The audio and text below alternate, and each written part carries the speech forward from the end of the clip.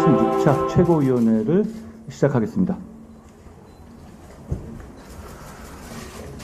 여야 대표 회담에 대한 일정 준비가 진행되고 있는데요. 지금은 정치를 복원하고 민생을 위해서 서로 협력할 때입니다. 많은 국민들께서 바라고 계시고 저희 국민의힘도 오로지 민생을 생각하면서 협력하고 정치를 복원할 생각이 확고합니다. 잘 준비하겠다는 말씀을 드립니다.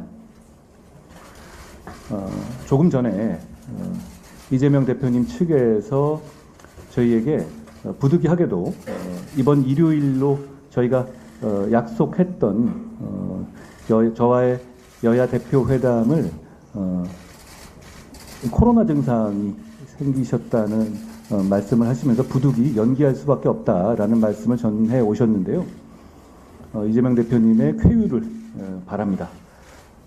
시간이 더 생긴 만큼 더 충실하게 준비해서 민생을 위한 회담, 정치 복원을 위한 회담, 정쟁 중단을 선언하는 회담이 이루어지기를 기대합니다. 저희도 잘 준비하겠다는 말씀을 드립니다.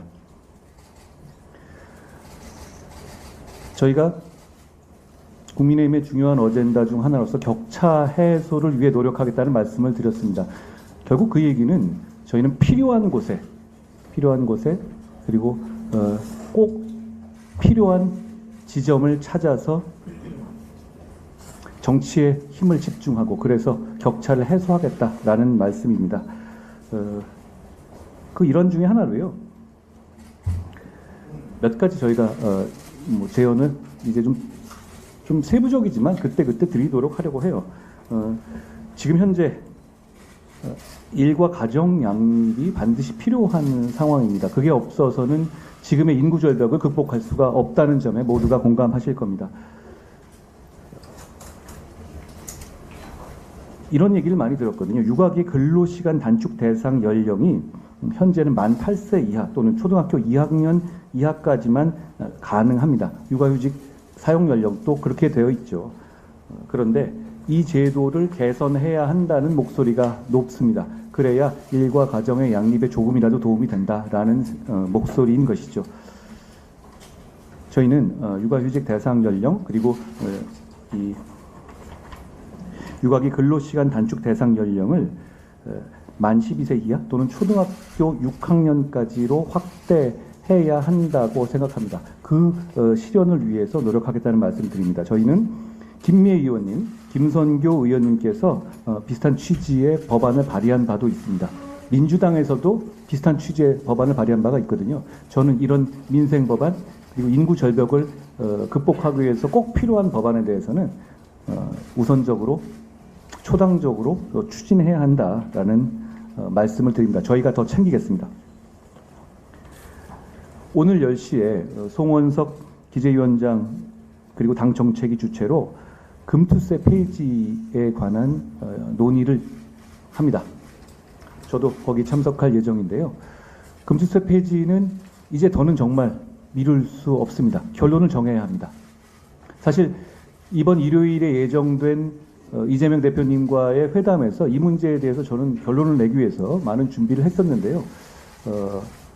회담이 좀 미뤄졌지만 민주당에서도 좀 실효적인 답을 해줬으면 좋겠습니다. 여러 가지 말들이 많이 계신 것으로 압니다만 적어도 내년 1월 1일에 금투세가 시행되는 일은 없다는 점에 대해서는 우리 간에 서로 미리 합의를 하고 그 결정을 공표하는 것이 국민들의 그리고 투자자들의 불안을 해소하는 것이다 라고 생각합니다. 저희는 금투세를 폐지해야 된다는 강한 입장을 가지고 있고 오늘 토론회에서 저희의 입장이 어떤 것인지에 대해서 상세히 설명드리도록 하겠습니다.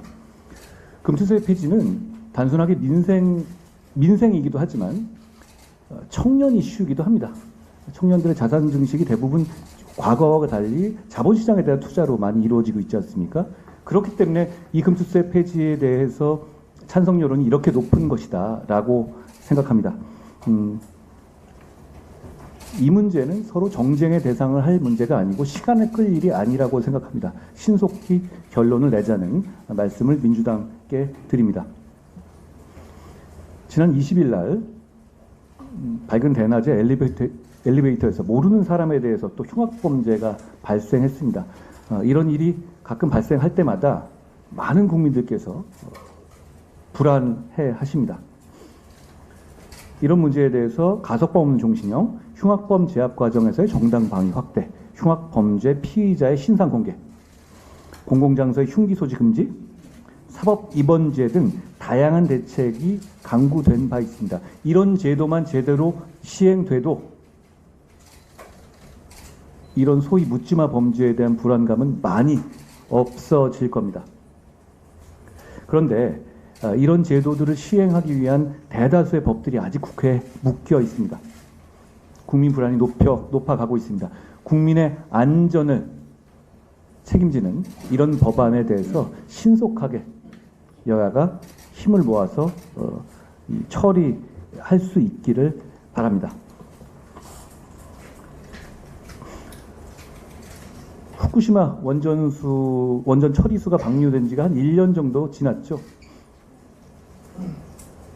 그 즈음과 그 이후에 더불어민주당이 했던 발언들을 한번 곱씹어 봐 주시기 바랍니다. 그 말 중에 하나라도 실현됐다면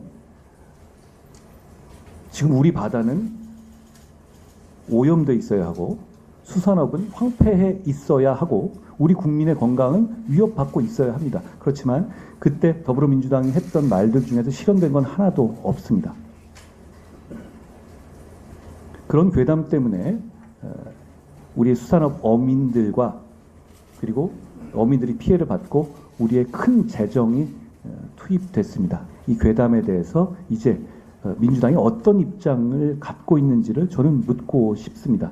이렇게 던져놓고 나서 결과가 나왔을 때 이걸 반추해보고 이 문제에 대한 문제를 다시 곱씹는 작업이 없으면 계속 이런 일이 반복될 거라고 저는 생각합니다. 비슷한 예로